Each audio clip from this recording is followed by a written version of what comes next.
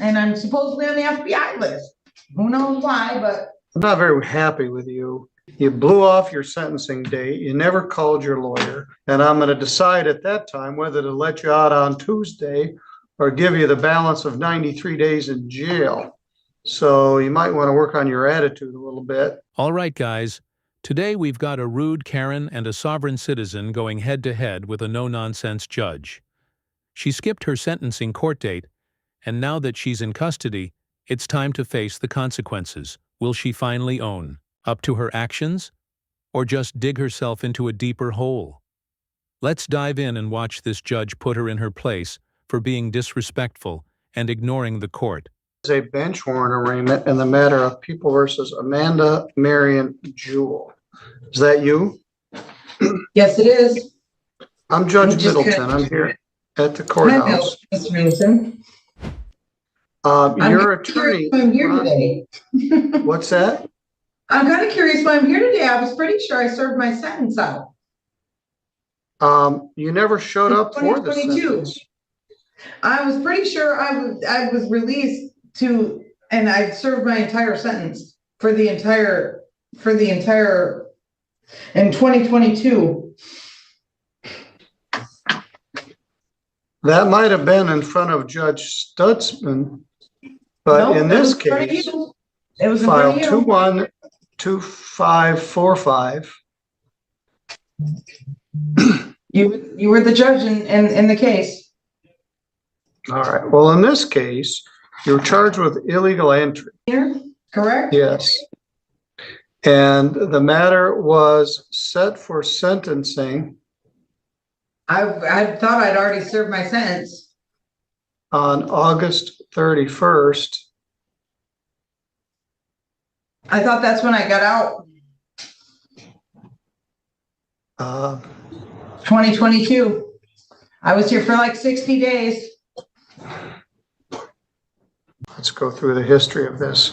Ms. Casey Strong is here with us from the public defender staff. And I asked her to come in. All right, let's go back. On December 21st, you allegedly illegally entered So in 2022, I was picked up and served the rest of the sentence. Just wait. I'm going through this. Okay. And you got arrested and posted a bond in January of 2022. Yep.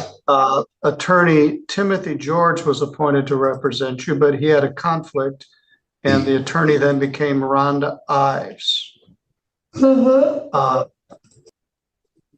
On July 13th of 2022, you got arrested for failing to appear, and you pled not guilty again.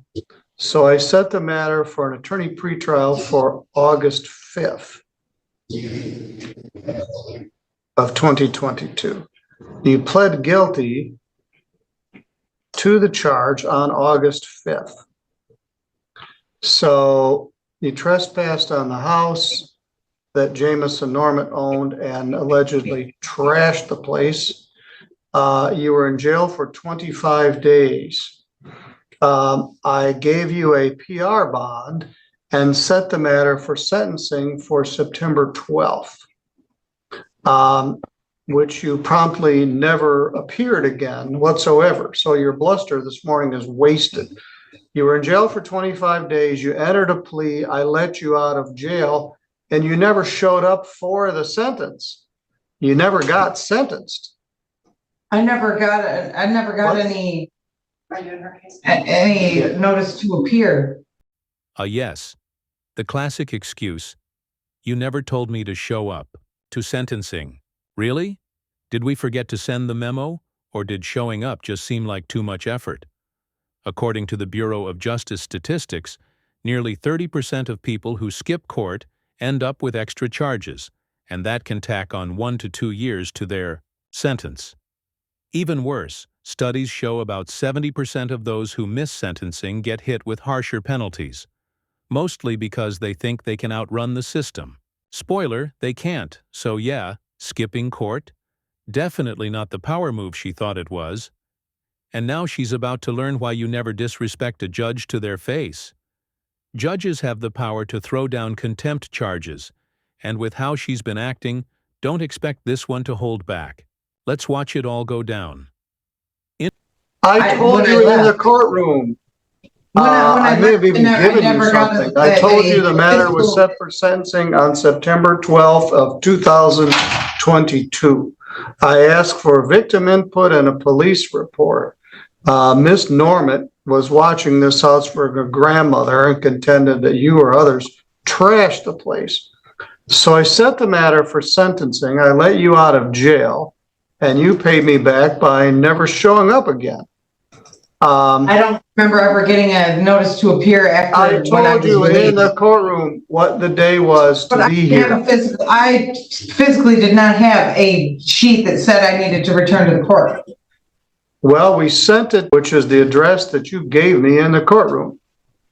Well, that was mailed to that address on August 31st. No longer, I cannot receive mail there.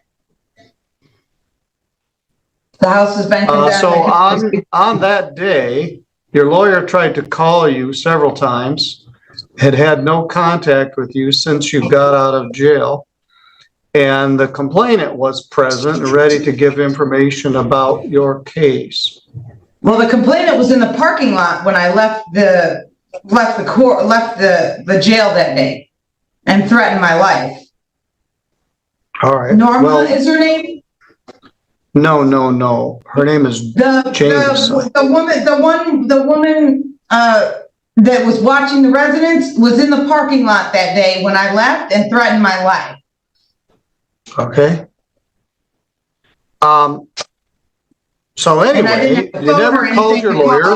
Your lawyer was unable to reach you, and you never showed up. So how did you get arrested last night? I didn't get arrested last night. I was arrested on Sunday. Where is that? So Sunday would have been February 10th, Super Bowl Sunday. How did you come to get arrested? On my property.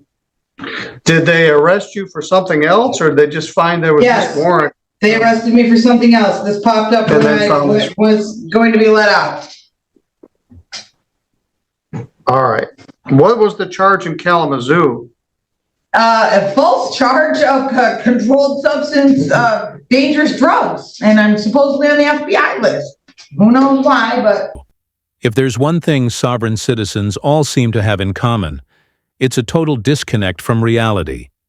This woman is already under arrest, yet she's still acting like the rules don't apply to her, interrupting Judge Middleton like it's no big deal and demanding special treatment. Seriously. What she clearly doesn't realize is that talking over a judge or being disrespectful in court isn't just rude.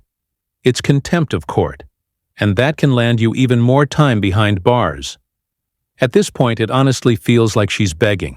For that charge, I mean, you're already in custody. Why keep pushing your luck? Just own it, take responsibility, and maybe the judge will show some leniency. But nope. Instead, she doubles down with nonsense, even claiming she's on the FBI's list. Like, what does that have to do with anything? Whether she's clueless or just truly believes this bizarre strategy will work, one thing's for sure. She's about to get a legal wake-up call she won't forget. All right. So, is that, and then they were gonna bond you out, they found this warrant in St. Joe County. Yep. This, and I need to get out of here as fast as possible because I'm trying to get my taxes paid on my house so I can start renovations. Okay. Before the 1st of March, definitely. All right, very good. I'll set this matter for sentence, and hopefully we can get Miss Ives here. The first day I have is February 21st. And I have court in Kalamazoo on the 21st. Do I have to stay in jail till, this matter goes to court? I would think that since it's a misdemeanor, I wouldn't have to stay in jail. You're mistaken. I'm not very happy with you. You blew off your sentencing date. You never called your lawyer. The complainant came twice. You're trying to bluster me to tell me that you already got sentenced and did a bunch of jail time. I did you a favor by letting you out of jail, and you promptly responded by... I thought I did. My mistake. Okay. I just want to get the matter resolved, and I don't want to miss being able to get my property taken care of before March. And I don't want to miss my other court dates in Kalamazoo. Fair enough. Trying to keep a better schedule. Only can do that if, we can work together. Because this is only a misdemeanor. Not that that makes it any less important.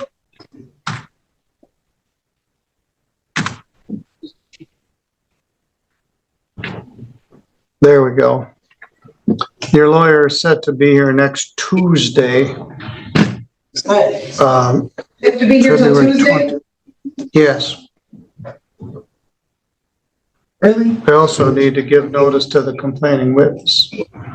So I can't get because now I have a way to get here. Before I didn't have a way to get here.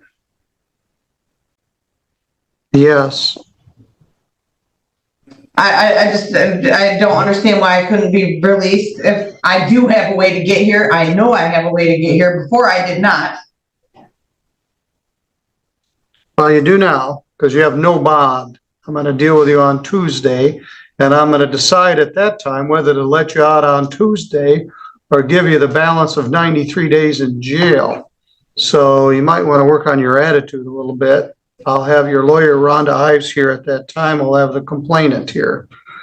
I'm going out of my way to set this as soon as I can on a date that your attorney is already scheduled to be here. Just because you're strenuous in your statement doesn't mean it's correct. The bottom line is, I let you out of jail. You blew me off. You never showed up. You never called your lawyer. Your lawyer couldn't call you. I told you the date in the courtroom. I mailed the notice to the address that you gave me. You've been AWOL for 2.5 years. So we'll deal with this on Tuesday. No, this is it. I'll see you Tuesday at 9 o'clock. That's if she even shows up next time. Honestly, I wouldn't be surprised if she bailed again. But hey, I could be wrong. I'll try to track down the second part of this video, so stay tuned for that. Seriously though, this woman is something else. Yawning in court, lying straight to the judge's face like it's no big deal. It's just next-level denial. It's like she's not even trying to pretend she respects the process. I mean, sure, she claims she's got bigger things to worry about, like apparently being on the FBI's most wanted list. Okay? That's either delusion or next-level trolling. We've seen people try to game the system before, but this one's a masterclass in denial. What do you guys think? Will she actually show up next time? Or is this just the start of a full-on meltdown? If you enjoyed this breakdown, make sure to like and subscribe. I'm posting new content daily and I appreciate all of you for watching. Take care, and I'll see you in the next one.